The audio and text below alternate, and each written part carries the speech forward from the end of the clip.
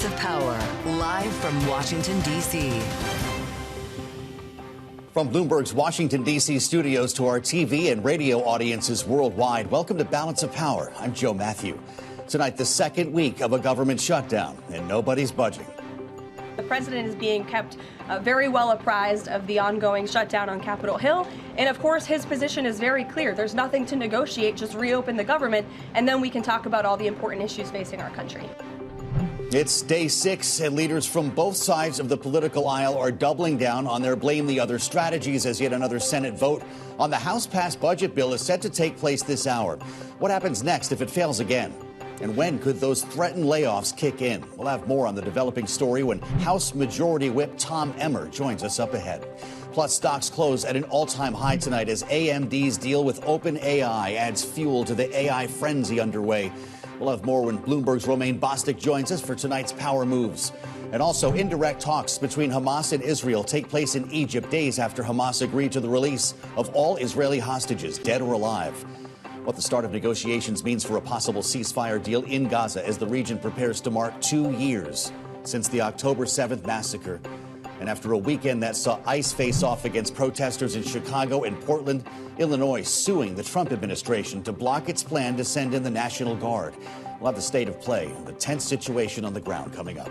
We begin this evening, though, with the ongoing government shutdown, both sides digging in, blaming the other for what could be a major impact on the Washington labor force. As votes to reopen the government set to take place in the Senate this hour. The president reacting to the situation just a few moments ago, saying this to reporters in the Oval Office. If the vote today fails in the Senate, will that trigger layoffs? It could. At some point it will. And, the Democrats are the ones that started this. And if you think about it, it's about health care to a large extent. It's about we want great health care for people. We don't want to give the money away to other people that come pouring into our country. And they've already poured it because nobody's coming into our country. Now we have the border totally stopped. We are speaking with the Democrats, and some very good things could happen with respect to health care. Let's take it to the other end of Pennsylvania Avenue. We find Bloomberg's Erik Wasson live on Capitol Hill. Erik, that was important, what we just heard from the president, whether he meant to say it or not. Republicans in talks with Democrats over health care. What does that mean for the shutdown? Well, I just was texting with the Schumer aide. There's a new Schumer statement on this saying it's not actually true. Trump and Democrats are not speaking, but Schumer welcomes talks and is ready to meet right now if the president will just start talking about these expiring Obamacare subsidies. So a little bit of miscommunication there potentially from the president, but Democrats really emphasizing that if they can get a deal on Obamacare subsidies and some of their other demands, the government would open straight away. We feel like this vote today at 5:30 will fail, though, as we've seen. This is the 5th time they voted on the same exact bill, but maybe a little bit of potential hope from the president's comments that things could start to unfreeze here. Otherwise, we're really locked into a long shutdown. Understood, Erik. Until there is a deal, we're just going to vote every day. Does that remain John Thune's plan as we walk into a new week? Yeah, we asked him that. He said, yes, that's the plan. It's still up in the air where the Senate will actually recess next week. That would be both the House and Senate on recess during a shutdown. Somewhat extraordinary, although I'm reminded during the Trump shutdown 2018-2019, there was also recess when Congress was changing hands. Democrats took over in the middle of the shutdown, and then it was ended by the end of January. So we could have that extraordinary situation if the stalemate continues. I asked John Thune, what about just guaranteeing an up or down vote on Obamacare, something a little more solid than a promise of talks? He says he doesn't think Democrats would go for that. Instead, Democrats want a guaranteed outcome, and he's not prepared to guarantee them that these subsidies will be extended without what he calls serious reforms. He wants to see income caps. There is discussion of potentially capping the program at existing enrollees as far as the expanded subsidies. So we'll see where these talks potentially go. But as of right now, the stalemate continues. Sounds to me like this story has not changed much since Friday. Bloomberg's Erik Wasson. We thank you, Erik, for the update. House Minority Leader Hakeem Jeffries is expected to speak with reporters, by the way, within the hour following the voting. We'll monitor for any news when that gets underway. Earlier, the Speaker of the House, Mike Johnson, had this update on where things stand. Don't ask me, because here's the answer. Why aren't you negotiating? There's nothing for us to negotiate. The House has done its job. The House Republicans right now are working hard in their districts all around the country. They're meeting their constituents' needs. They're going and explaining and providing the answers, and they're trying to help them navigate through this madness. So let's talk strategy on the Democratic side. Joining us now with more on how to navigate this shutdown as a Democrat is Jim Kessler, Executive Vice President for Policy at Third Way, our Democratic strategist, and I should say a veteran of Chuck Schumer's office. It's great to see you back, Jim. I want to talk about motivations with you, but also just a trip behind the scenes. You can lift the veil on this process a little bit. You've been in talks surrounding shutdowns with the very same senator we're talking about here. As far as this goes, a new week, Democrats think they have the moral high ground, and so do Republicans. This standoff could last some time. It could, but we've just seen movement in the last couple hours with Donald Trump saying, you know, I'm talking to Democrats about health care now. Is he speaking out of school? Well, he's the president, so he can't be speaking out of school. And that is a signal that, look, Democrats said this shutdown is going to be about health care. Donald Trump just said this shutdown is about health care. Mike Johnson, the speaker, just said there's nothing to negotiate about. But meanwhile, John Thune said, you know, we're talking about health care. So now we're talking about health care, which is what Democrats said they wanted this to be about. That was their message. That was their negotiating position. That was the red line. I feel like if you're a Democrat right now, if you're Schumer right now, you feel like, OK, this is going pretty well after 5 or 6 days. They call this the Schumer shutdown. Is that fair and accurate? Well, I think if you're the leader of the Senate, you know, that's the price that you pay. You know, you take the blows, you become the face of that. And that's, there are benefits to being leader and there's drawbacks. I think for him, it's fine. I want to ask you about motivations here specifically with Chuck Schumer, because we hear every day that this goes back to March. The seeds for this shutdown were planted the last time he caved, as they say, and upset a lot of progressives. Then I hear that he's going to be primaried by AOC and that he's running from both of these stories and afraid to make the mistake again. Is he worried about being primaried? What is driving him, if nothing more than that? Right. So let's start with that and then move back to March. Okay. So I have no idea if he's going to run in 2028 or not. I have no inside knowledge. I have no outside knowledge on that. If he does run, I don't think he's beatable in a primary. I mean, yeah, if it was a primary just in New York City, I think AOC would have a chance. There's Long Island, there's Westchester, there's Albany, there's Syracuse. I mean, Schumer has been visiting every single county, all 62, in New York State every single year since 1998. Like, he shows up. So I don't think there's a realistic chance that he could be beaten in a primary. Let's go back to March. Schumer's execution of keeping the government open did not work well. Like, he did not communicate to his colleagues. He paid a price for it. The party got very upset. Yeah. The mistake on that happened even before, because House Democrats didn't believe Republicans had the votes to get it even out of the House. And everyone was shocked when they did. So I think part of this is, in March, they thought there was going to be bipartisan negotiations. There were not. So this has been brewing. We've been seeing September 30th as the date where the two armies would clash for the last 6 months, and they have. Let's talk off-ramps, because I spoke today with Nicole Malliotakis, of course, his colleague from New York, who he has nothing in common with politically, although said that she, too, would be open to talking about extending Obamacare subsidies once the government reopened.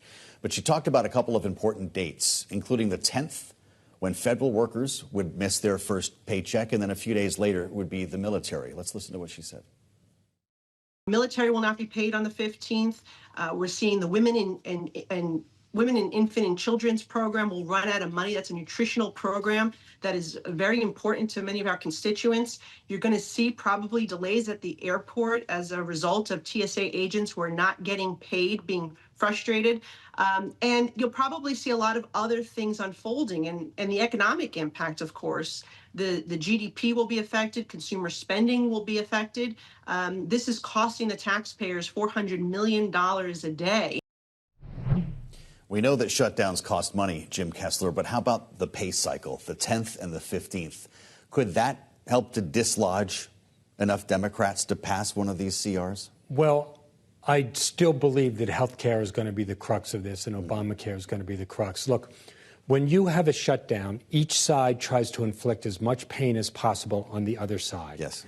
Democrats have only one tool, That's communications and messaging. Republicans, Donald Trump, have tons of tools. They can do rescissions, they can do executive orders, they can do mass firings, and of course, like whether somebody gets paid or doesn't get paid, because sometimes you can work that through with excess money that you have. Sure. So Republicans are going to try and exert as much pain to get Democrats to the table more quickly. I also think health care bills showing up in November, that's when people start to see what their premiums are going to cost next year. That's going to be pressure on Republicans. Another motivator. How about mass layoffs? How about any layoffs? If Russ Vogt starts to pull the trigger, you saw the Grim Reaper video? Right. Does that poison the well and prolong the shutdown? Well, possibly. Now, the other thing that you try and do is like win the battle of reasonableness and seriousness. So Democrats put an offer on the table. It's health care. I think that passes the reasonableness test, and they say they want to negotiate. I think Republicans early made a misstep when they did sombreros and mustaches on Democratic leaders. That is not message discipline. That doesn't look like seriousness. Look, I think ultimately there's going to be pain. There's going to be layoffs. You just heard Donald Trump talk about health care. You heard John Thune talking about health care. The answer is health care. There's going to have to be some solution on health care and on these Obamacare subsidies. And then, look, in the end, there's going to be a deal. I guarantee you Republicans on the far right are going to hate it, and Democrats on the far left are going to hate it. There's going to be pain when there's a deal, too. Which means that they did their job, right? If that, in fact, is the case here and we have a deal, is Chuck Schumer's star rising inside the party? Because I keep hearing a lot about generational turnover by Democrats. Yeah, look, I think it's a reset for him. But look, ultimately, the report card is going to be the midterms. Democrats feel they're doing pretty well, certainly in the House in the midterms, and I think Schumer's got some confidence in the Senate. But yes, I think the Army's coming out winning on health care would be a huge victory for Schumer. We got a statement from Chuck Schumer about this idea that there has been a conversation underway with Democrats over health care. Chuck Schumer writing, quote, "Trump's claim isn't true, but if he's finally ready to work with Democrats, we'll be at the table." Jim Kessler, many thanks for the conversation. Thank you. Democratic strategist, executive vice president for policy at Third Way. Chip maker AMD landing a blockbuster deal with OpenAI, presenting the company a high-stakes test that could deliver tens of billions in new revenue, and a challenge to NVIDIA, which of course dominates the industry. Here's AMD CEO Lisa Su alongside OpenAI president and co-founder Greg Brockman earlier today on Bloomberg Tech. This is a massive opportunity for us. Right now, right here, it's about who has the most compute and how fast can we get it online. And we're committing to doing this together. I think we're just heading to a world where so much of the economy is going to be lifted up and driven by progress in AI.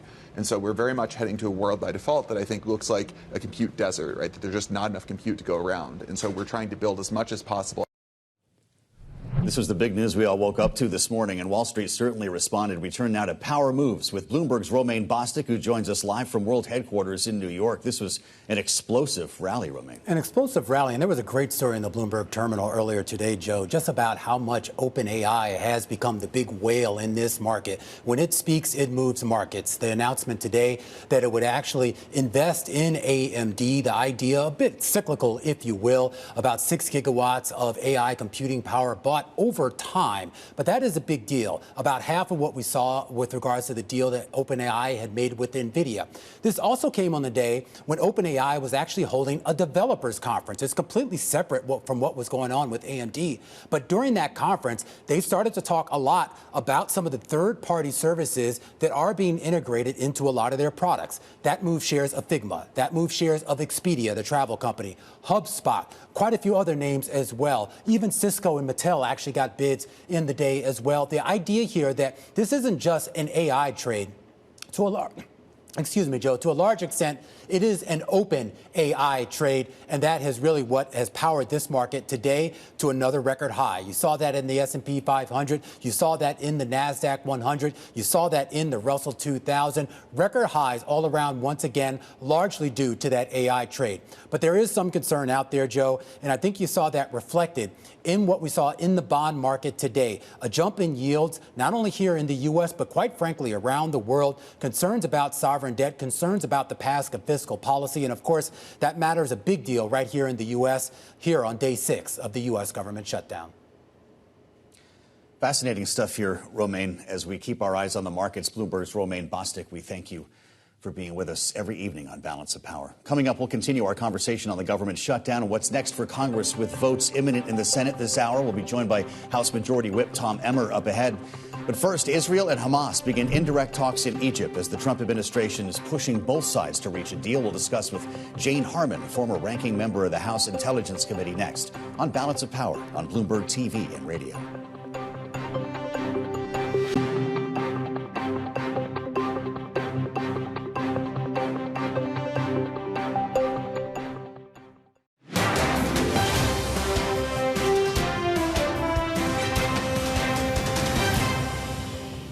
We have just about every nation working on this deal and trying to get it done, something that you could say 3,000 years if you look at it in certain ways, or you could say centuries, but this is a deal that incredibly everyone just came together. They all came together. No, Israel's been great. I have red lines. If certain things aren't met, we're not going to do it. But I think we're doing very well, and I think Hamas has been agreeing to things that are very important. It's Balance of Power on Bloomberg TV and radio. I'm Joe Matthew. And, of course, the president just speaking in the last hour, providing an update on the indirect talks that are occurring beginning today between Israel and Hamas as part of a renewed push to end the war in Gaza. Meetings began today in Cairo.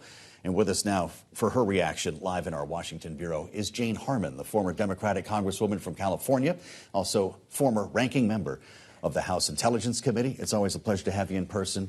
I just go back to a week ago today. Benjamin Netanyahu was in Washington for important meetings with the president. They held a bilateral news conference to announce a deal. No questions were taken that day.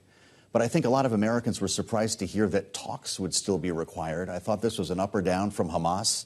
On Friday, they said they would release the hostages. Where are we now? We're getting closer. Yeah. But this is very complicated. As the president just said in that segment, 3,000 years of history is a pretty long time, even older than I am, for God's sake. But this is a place where Donald Trump's skills really matter. He is the BB whisperer. I think he is uniquely able to get Netanyahu to do things. And the backstory about that meeting last week is he came with this deal and he said, you are going to agree to this. And also, you are not going to annex the West Bank. So I think these things have created a big start. As I mentioned to you, Joe, I was just in Saudi Arabia last week at a Munich Security Conference, Middle East Conference, with foreign ministers from the whole Arab world. And they're all in. And I think they're going to be they're the Hamas whisperer.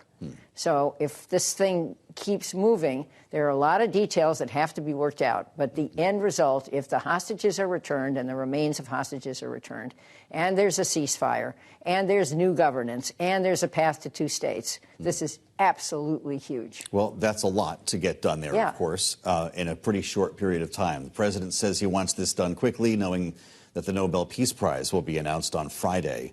I don't know if it could be done that quickly here, but a couple of things need to be established, including the actual release of hostages. Jane, we've seen some pretty horrific displays on the release of hostages before now. What form should they take? Does that require a separate negotiating party to bring us inside those talks? Well, I'm obviously not inside those talks, of course. But it's going to be a pretty grisly experience. There's also going to be a release of a large number of Palestinian prisoners. Yes, right. Both those who are convicted of extreme crimes, but also some picked up during the war in Gaza. And there's a formula worked out for that.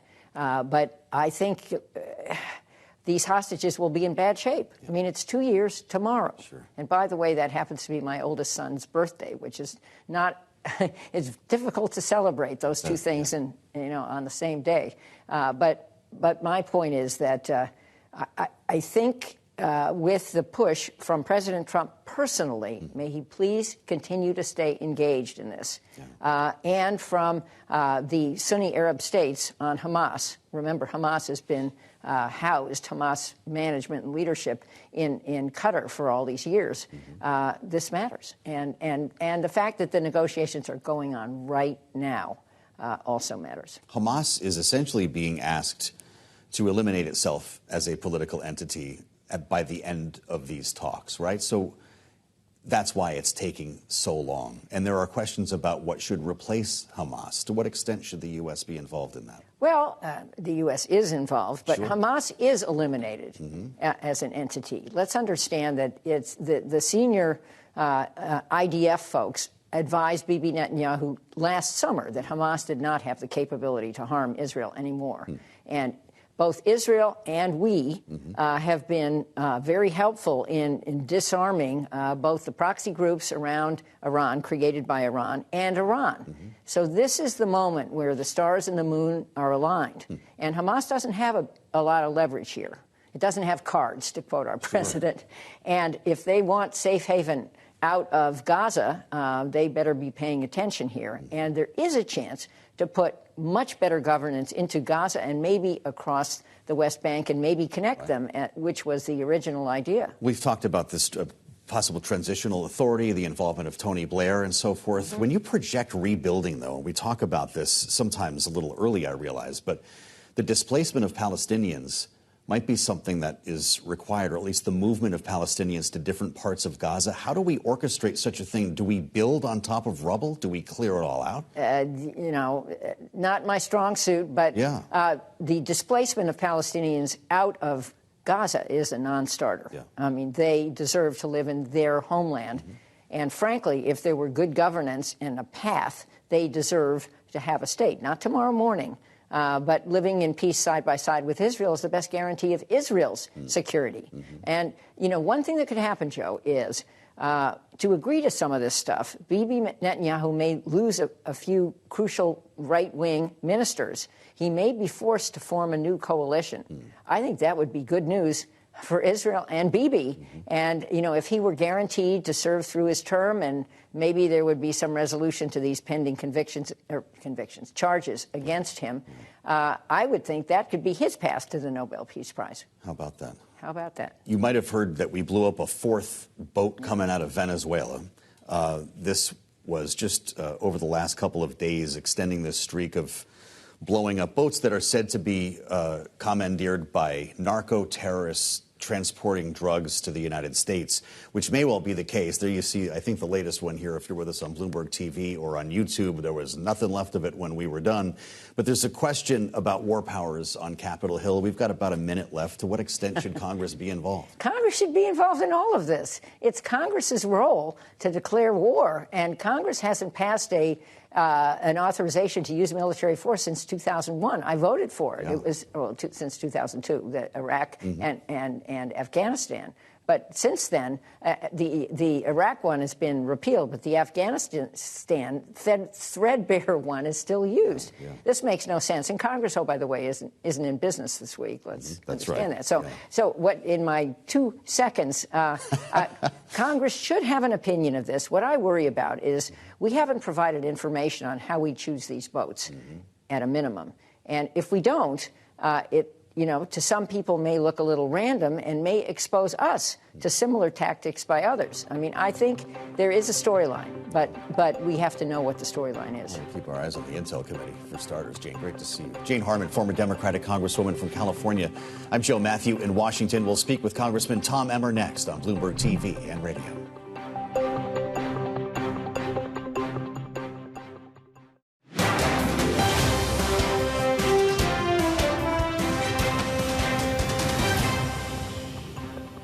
This is Balance of Power on Bloomberg TV and radio. I'm Joe Matthew. Thanks for joining us on this day 6 of the government shutdown.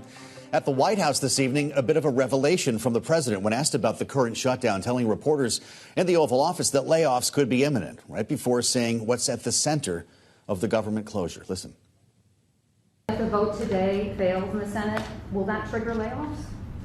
It could. At some point it will. And, the Democrats are the ones that started this. And if you think about it, it's about health care to a large extent. It's about we want great health care for people. We don't want to give the money away to other people that come pouring into our country. And they've already poured it because nobody's coming into our country. Now we have the border totally stopped. We are speaking with the Democrats, and some very good things could happen with respect to health care.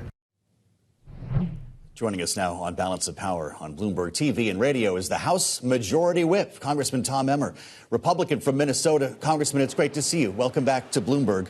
Is the president right about talking with Democrats? Actually, the president is the chief negotiator, and thanks for having me. The one thing that we're all united on, though, is that you got to reopen the government in order to be doing anything with whatever the topic may be. When it comes to health care, Donald Trump has been a leader in this area. He wants to make sure that these programs, that the integrity is maintained for the people that they're intended for. Democrats obviously want to put illegals back on taxpayer-funded health care. That's a non-starter for the president. You got to reopen the government and then have those negotiations. Just to have a sense of what's going on, though, and we've talked to a couple of senators, congressmen, about their very informal conversations, some of which are happening just right there on the Senate floor. Is that what the president is referring to, or is the leadership engaged on both sides of the aisle?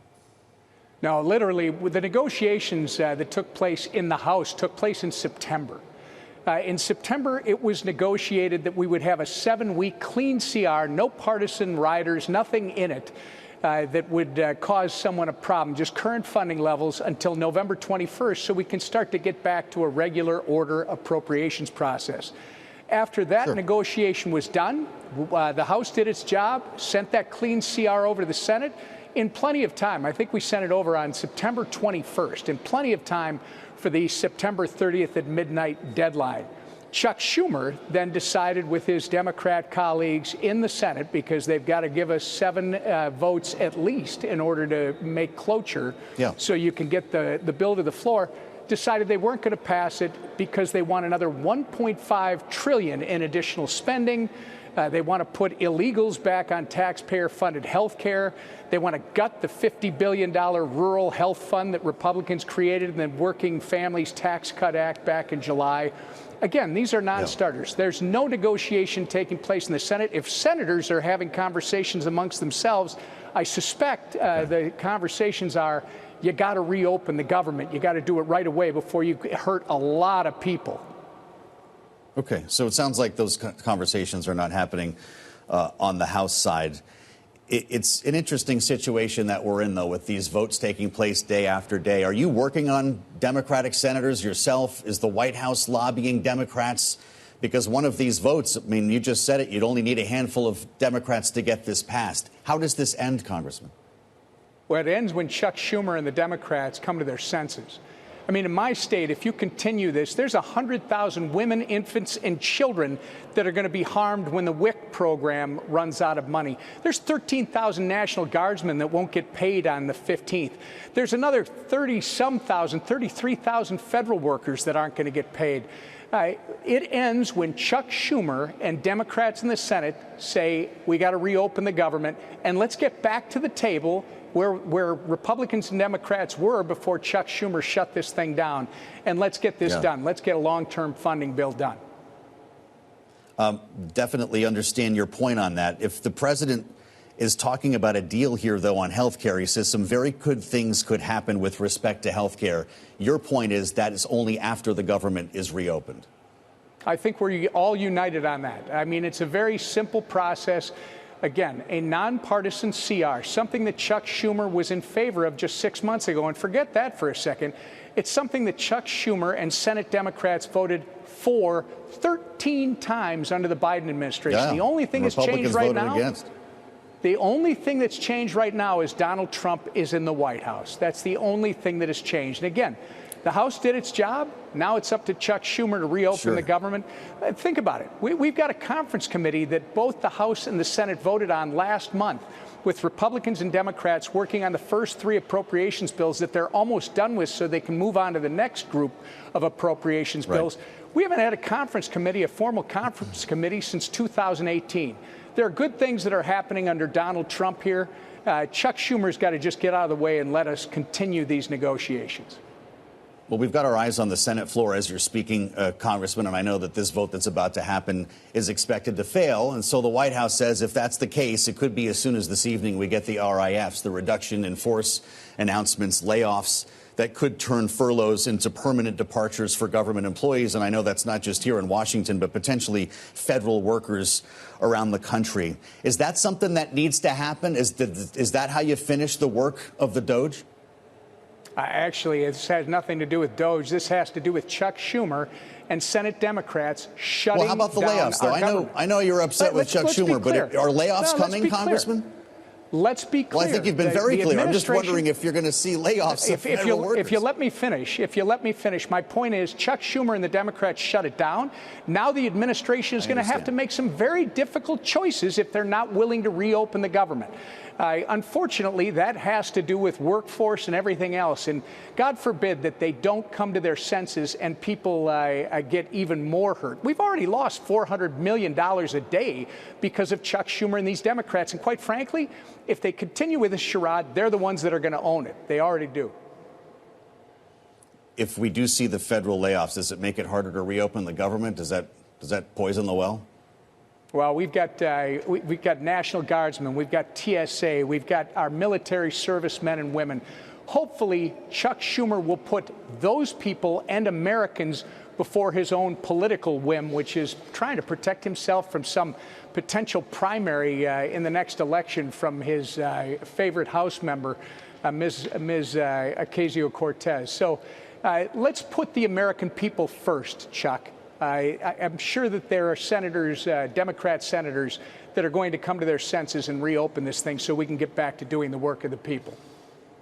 But if that's the case, you don't need to worry about Chuck Schumer, right? I know the White House is appealing in some cases directly to Democrats, in many cases retiring Democrats or those who are serving in more moderate zones than Chuck Schumer.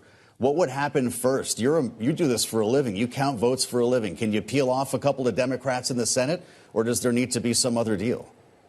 I think I'll start where you did. I don't think we do have to worry about Chuck Schumer. I think Chuck is past his useful life when it comes to leading. It's clear that he's lost a step, that he's more concerned with his own political survival than he is with this country. I think you'll see new leadership in the Senate at some point soon.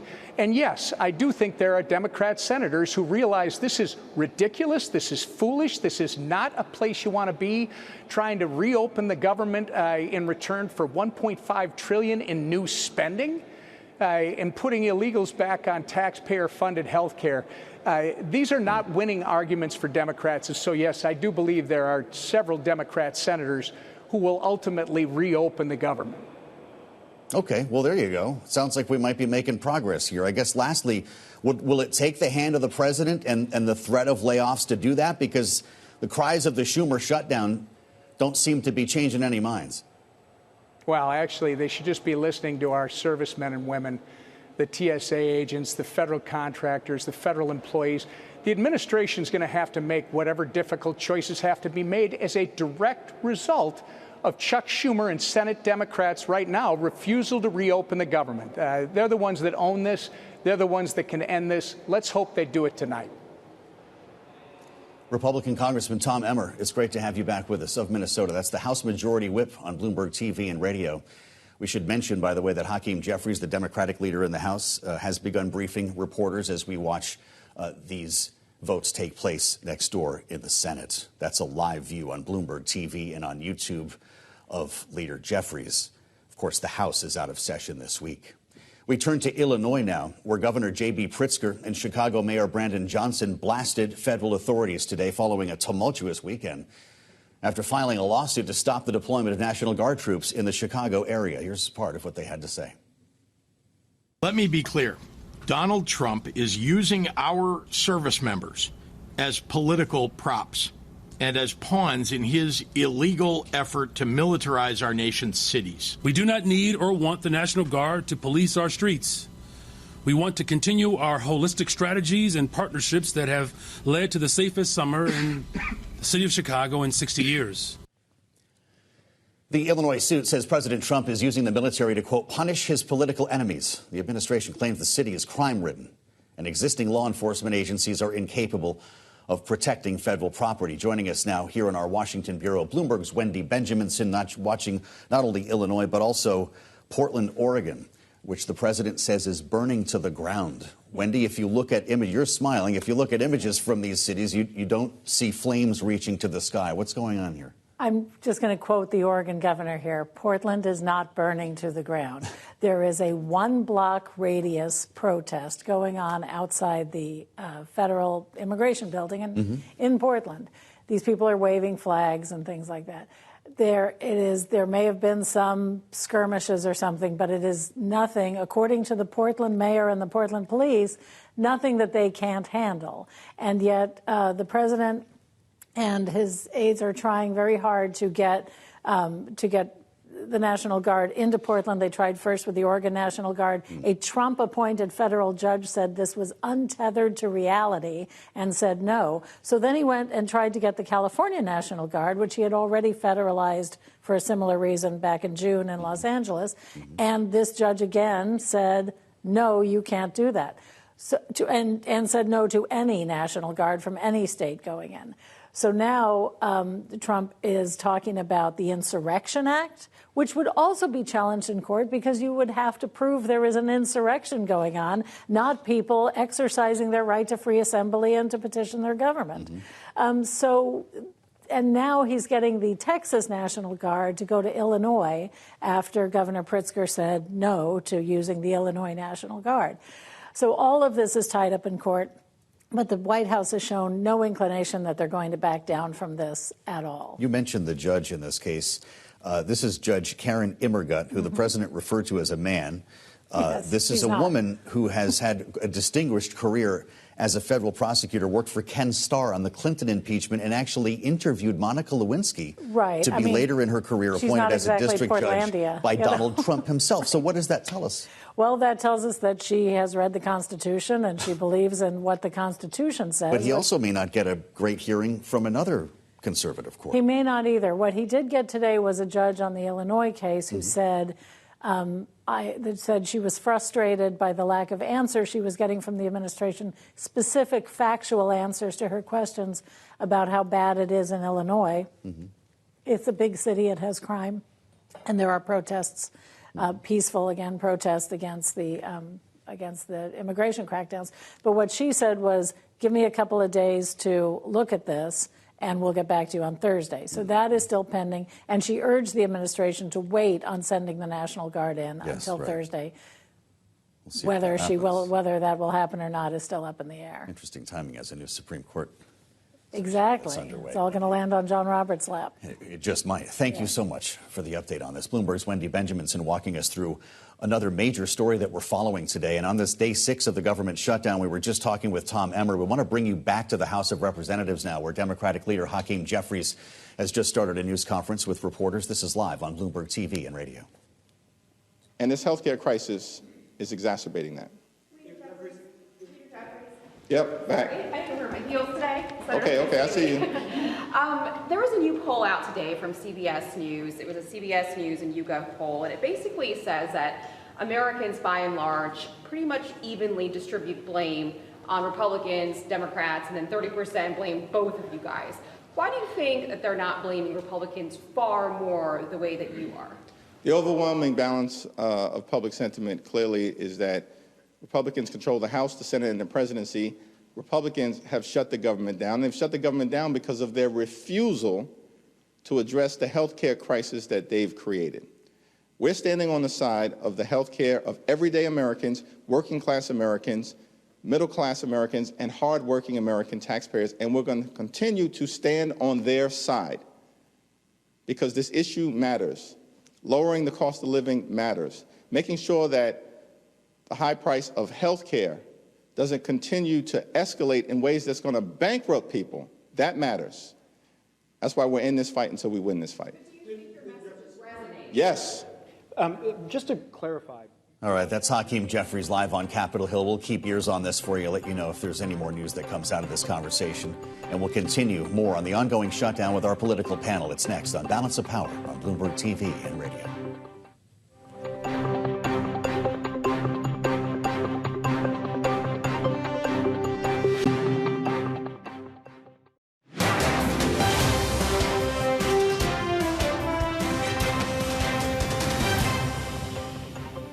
This is Balance of Power on Bloomberg TV and radio. I'm Joe Matthew. Thanks for joining us as we keep our eyes on the Senate floor now, voting on funding bills, continuing resolutions we've been talking about for days. In fact, they've been voting on them for days, and they continue to fail, which is expected to take place again on this day 6 of the shutdown. Joining us now this evening's political panel, Bloomberg Politics contributors Rick Davis, partner at Stone Court Capital and Republican strategist, and Democratic analyst Jeannie Sheehan Zaino, Democracy Visiting Fellow at Harvard Kennedy School's Ash Center. It's great to have you both with us here. Rick, you heard our conversation with Tom Emmer. If you had a drinking game involving the name Chuck Schumer, I don't know we would have made it this far. I couldn't sit in this chair right now if we'd had a drinking game with that. No, he's on the message. I mean, it's obviously Chuck Schumer's fault, and Emmer's got, a plan to open up the government if just Chuck Schumer would cooperate. Correct. But I think it's more complicated than that, but it does sound like there's some movement. I mean, Donald Trump, his own publicist, has been talking in the White House this afternoon about maybe getting a deal on health care. And that tells me one important thing. They're starting to read the surveys. I mean, when Donald Trump starts extolling the values of ACA, I mean, you've got yourself a change in the environment. Isn't that the truth? Considering where we were as we sat outside the Congress on Friday. I'm trying to get the quote here, Jeannie. It's important. The president, a short time ago, we're speaking with the Democrats, and some very good things could happen with respect to health care. Congressman Tom Emmer had no idea what we were talking about when I brought that up to him. Do you suspect the president is in talks with members of the other party? I don't know if they're in talks yet. And by the way, you guys are having too much fun down there. I'm very jealous, drinking games and all. Well, come on down. No, that's not Thank you. I was struck, as Rick just talked about, by what the president said. It indicated at one point, I believe he said something along the lines of, I'm a Republican and even I support health care. And so, I could just imagine how frustrated the Republicans in Congress might feel hearing this. And I would hope the president is not in talks with Democrats without bringing the leadership of the Republican Party along. But it is a sign that there may be a break here and there may be a way in which these sides can come together. And I think Rick's exactly right. The president is looking at polls which show that this increase and the people who get these notices in the next month would be devastating for people going into the next year. And I don't see how the Republicans or the president allow that to happen. As somebody who worked with John McCain for all those years, this must be a very rich moment to see the president endorsing the benefits of Obamacare or looking to extend subsidies surrounding it, because he's getting a lot of Democrats putting that thumbs down on the floor. Does there need to be a deal, a promise for a vote? What form does this take when we're hearing Tom Emmer and even Hakeem Jeffries said the White House has gone radio silent on him? Yeah, look, I mean, it's pretty obvious that all along, Democrats could vote for this because they'd voted for this kind of a clean CR in the past. But all along, they've said, just give me something on these ACA deals.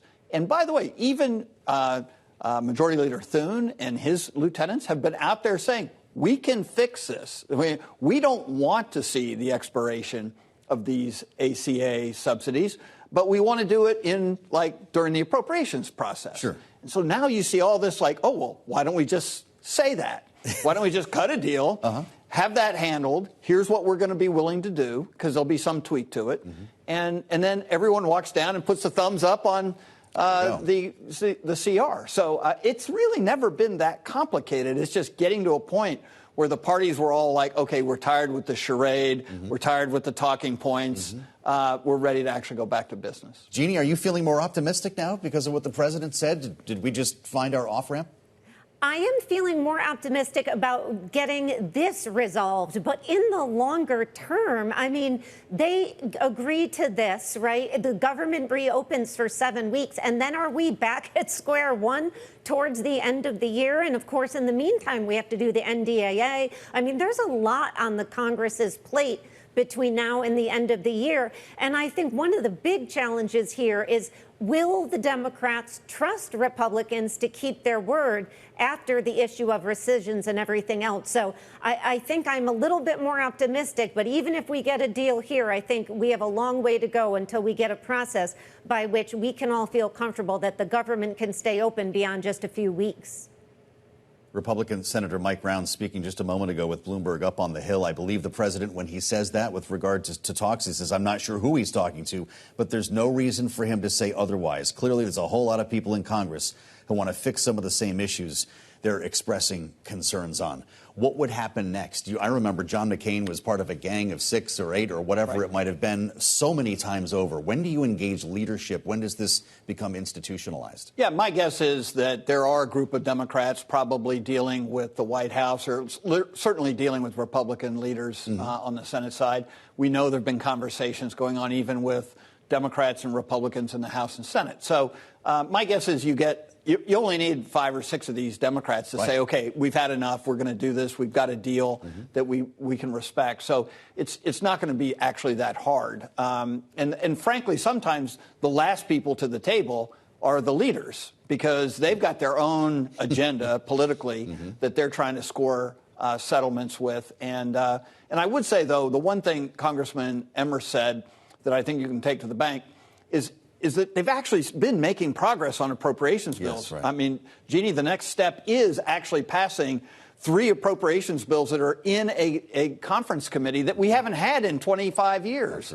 And so agriculture, military construction, and VA, one of those could be the vehicle to actually carry a fix to the ACA problem. Fascinating. So this has been a pretty productive conversation. Jeannie, will this be solved before federal workers go without pay on October 10th? I don't know about that. What is that, Joe? It's like 4 days, and then, we've got the 15th deadline. I think most odds are that by the 15th we may see this thing lifted. But I am not optimistic, again, that we avoid another shutdown at the end of the year. And I will tell you, the Democratic base will not be happy either way, because for them, this is about more than just health care. It's about a president who is lawlessly commanding the United States, including sending troops into cities that are blue and states that are blue. And so for them, this is going to not be reassuring if the Democrats go along. So I think we may see a big split in the Democratic Party over this. We've only got about 30 seconds. I think to get this done before the 10th or the 15th when checks start to be an issue. Yeah, I think that this could be done really quickly, right? Just basic terms around the ACA fix, what it means for Republicans and Democrats. Republicans will get something, Democrats will get what they want, by and large, 80-20. And then, boom, they just go down and pass the CR. And then the process legislatively starts all over again to pass these 12 appropriations bills, 3 of which are in the chamber ready to go. So, I mean, Congress could look like it's actually making progress soon. How about you can say it out loud. Regular order. Rick Davis and Jeannie Shanzano, many thanks. We'll be monitoring this vote on the Senate floor, and you can find more in the Washington Edition newsletter. We'll meet you back here tomorrow on Bloomberg.